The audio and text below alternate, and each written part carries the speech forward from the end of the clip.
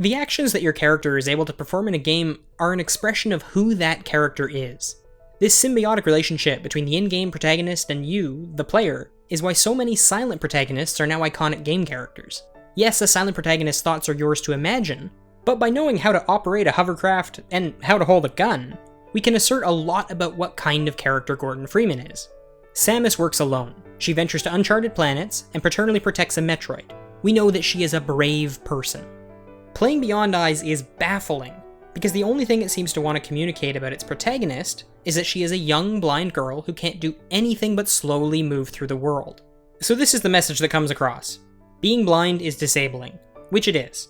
And when you are blind, you can't do anything but walk into walls, hoping to find your way around, which is so far from true that it's infuriating.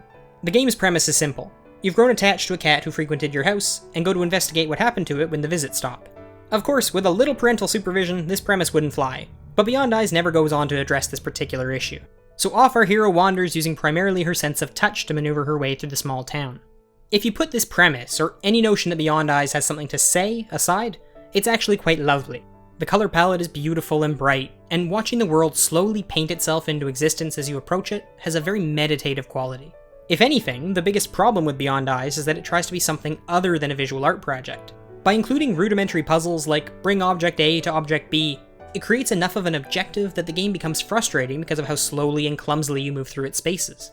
The result is that Beyond Eyes' beauty is obfuscated by its insistence on being a traditional video game.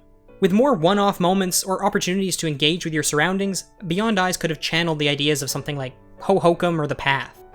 Instead, Beyond Eyes feels like it has a strict, frustratingly linear progression forced onto an entirely ambient experience. But in the end, that's not what ruins Beyond Eyes. It's ruined by its shoehorned premise.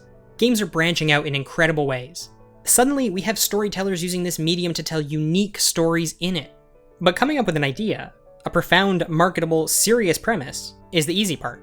The concept of a game about a blind girl is fascinating, except that here it's just used as an elevator pitch. The game does absolutely nothing to convey that idea in interesting ways.